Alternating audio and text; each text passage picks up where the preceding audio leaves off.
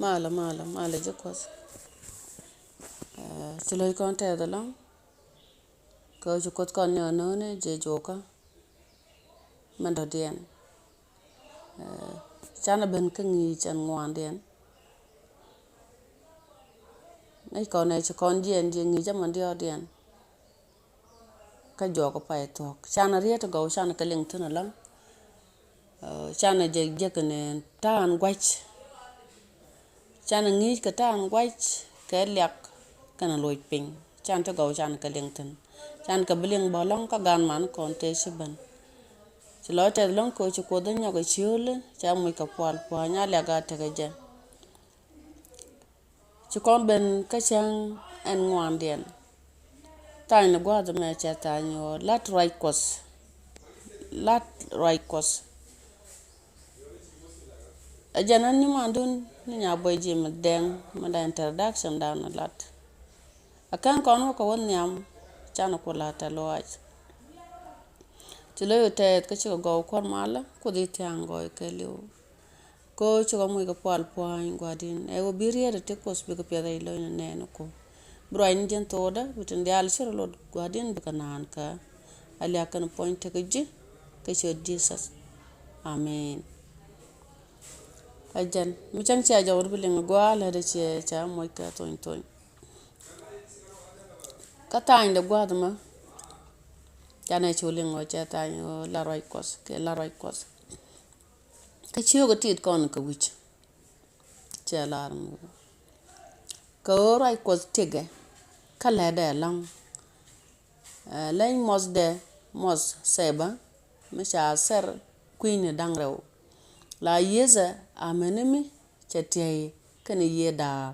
ka kam chone kana kwas ka lugu char la lugu charan yariya de memen cha gor ka jibru jogo ngwan bas waraw arian mu gwalong ngo roi kwas awajan arwai mu gwalong reite ka mata konten ngai konen wo mushirlat rei kot kishirlat rei kot ajanan gor koda ko jana wa tege chiko lan roi kot chiko lan roi ram mishiliu lat kon roi ram tik ko roi kos tege ala bible enta ko reide ko roi kot jen cho ala bible mangi jen go rajin lat ke tam je jo kana me rai na ka kui raj bible rai kon kui bible tin chala rai bible ke titik lat ka kwerni ye chu kara so ke lat ka kot ka roi na kot tikken ka let kana long mi choro latin bi nga jo let ken tal mula ken ni let ken lain modien mod teba mi chatar queen dang raw mi ne ni tep mi chatar queen dang raw wa tan mod keriet kot wa lenye tep en tilingwa me kala yeza amenemi chatei kane yedak ka kam chon kane kwas kala luga charan amen da kon wa alega ta kot chana wa ka paragraph en nam den ajaroi ko dan chan len ke bible awa tel diu te ka bokel mi te ka bokel ki ti ka bong to wan ti la nyen ko ka gwat e chiwa en bok e dungwa me la da ka je ka gwat e chiwa en bok dana me la bible la na kon me awa la da ka je ke ta buga dungwa ma la da ka je ke ta ko la ja kwen ka ke kwal la ja de ka na ke ta ke kwal la pen ka je na ka gwa de chiwo ko run te ngwan te chiwo te kan dina da pata me jira me te senan tema an buga me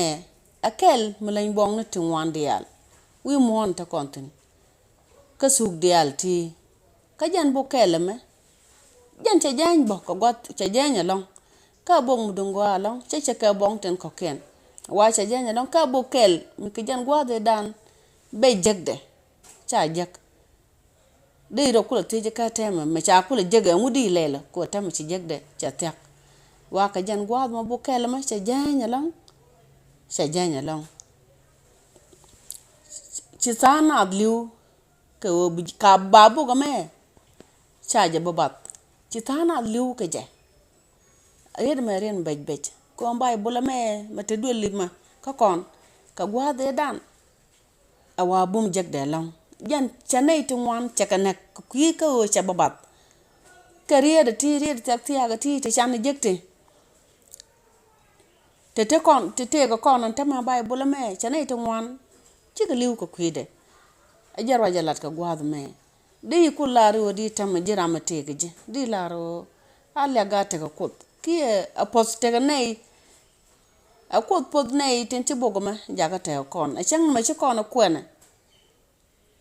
a jan lat ka kon ngi ci baj bajalong ka jan jogo me en bogo me ci nei te wan te ga nak ka jan gwade dan ka wo bu kon ben jek a lor ka par gra barawde war way kot tani jan ray te kadu ray kot te ne ray te kadu atiyaj la ku ani je ke la nyuru jen kudu dangadu ke gwa tawo bongne a cha tianga tur anta me chi ku jek an ray kot ki am bible le chi na liu ko ki da ma ka gwa de dan chi man je kel kana bongnu ku ten tak jeg den ten ke na liu ku den an bogo me mi chi na liu ko ki da me en wo bari da tak tiaga ti ke bu kon riet kwari chu ka so bu kon ga belington jan chi taw ni je duel an tam a tieje na mo a waji tiang jan ta ka tur cha tiang tur an tam re bong nu ku tin won chi taw ni je wi du gwa da la taw tin a wa tek du a wa tedu cha tiang ka tin wan na long a tela gwa tedu a tieje nyok tedu cha tiang kia tek du cha tiang ka tin wan na long cha tiang tin wan na long tek du tam la tela gwas me dir jegro ay ko zame me di jegro te tela gwas me di jek tela gwas me dir kwenje kariet ko zati jegro chuchuch a tela gwas me lebije tela gwas me lebre da ka jantame chuchuch ka tela de atiyech mcha kon te keja an wo rai ko me me china dial chuch ka gora gwa de dan e chuwa anta me chi ku je ga chitawni rai bong ku la rai bong tin taktiak chi kweng je tin la ten jen ka tur bi ku loy ka ta go je ka je cha loy kon wo rai ko tige te ka long ko cha le ji ko barwach ka loydu ko beji bum jan te ka riet le de roi ji ka loydu ka je roi ni jan la riet dia tende te loydu bi ka jekten ka jan bum ji ka o beji bum ka beji ger ka beji bos ji teka ka beji kam tek modorar lin kona din tama awa beji bos ka beji kam ngas mishi kwana bible ka liang du ka je alatin be chuma raide kan chiga de jakaran ka chiga de jaka bong ten kokien mi changwe kona tema ala kona kweng pin re bong ten kokien men ko te ko bija lebe bi men tere de bi bu pekele ci lebo bi rien mu go mu de tek du ger bi jagreide ci bong mu da kon mat kum ni je ke ci bong mu da kon ma taw ni je a bong mu becc mi ci na liw ko kuy de ke gor ko batene iti aba ban jong ni mi ci ala dor te jok mu la kon mu de tek dan da ro da ban ger ke je lin kon e beja long an tema rai kot ci bong nga jangwane gor na ci gor ki cha gor ke wo ba jeng ne lengten cholan na book anyaga jaga kwena gwa dio jakan kon chawa loy dan tamaram kwen gwa todum right kot chie book nga jangwane gor nath kie mat leng ni kie chale dia je leng bo te shiwa na wal awajen chia bok ngaja ngwane leng ni kie chale la leng te shiwa ka gwa de wal jen amudungwa magor chagwa me gor chagwa o magor chagwa o dera kono tia kad amen jan abog mugwa magor chagwa no dera kono tia kad kaja ambogo me meti kanok ko deri je meti kanok deri pit rai mar kakos min gwa ni jan der let ko bugwas murong nang ni siang kalang ka kwen rwai ni ten tik ye kan go bro luar kamen goro baji ngiyaj kaje abogo me awade men gor chegwa o ba kon nong tia kada mo kon kwen bu kon roi ne mad roi kos bu kon ke jek ka bu ko rie chomo to go bu kon ke jek reide an bogo me ko jen ba jingye ka tin go tin de tekeje an ngi jame kwen ngi je jo kana me ka real dan ka roi ka chang longa an ngi mo gwalong ka bu gan mana kon bu kon tin go tin bu kon ka ben jek ka koro me en bu kan ben tin en bu kan ben kwen kon bu ko riete go bu kon ling tin long ji jo kana mene ko mbok man pen kon kwen ngai kon e o agwan jengne kor gwan jengne men ci kon luang o mi choro lat re roi ni kot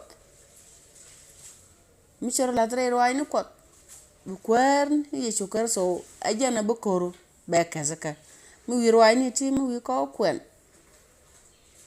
ba jinang re teka endorar seloi kon te da lang jo kos gan man kon tin go ti dot jok be kariya dial be kan balat kon men ban nang ko rokele o en bible ana me e o kon chilane je wi dan e kon la lep bu ko riete go rie chuma ti chide me jekaran be ke jekten riete go ti bi jinung tieka kot chua mataw mane ja lebe ajana ngi ka kon je ka jog ma ka jenter dak chandan ka jente re rien dial ti te gan man kon ka balat kon bana riete go ban ka je ka long ka gan man kon ti dot jok mi chankan la de gwa nga do kwarno ko do riet kel shran ling be o piedre loide ka kujamo sana pal chilo yote ko ko jalo ay ko de te ango e ke lew gwadin takela ko tin dial salat kos magwa chal rido ke magwa tere rwai ni kuma gwadin e chima tokda ye pere loine ne no ko kama kan la de gwa kus bi jo woch gwadin bi yele ka woch kanai gwadin nchangi kanai ka jen joga paiwa kus aro luar koro o ma gwadin ko o mane chatiam chatia baraka tala go legan point ji Jesus amen amen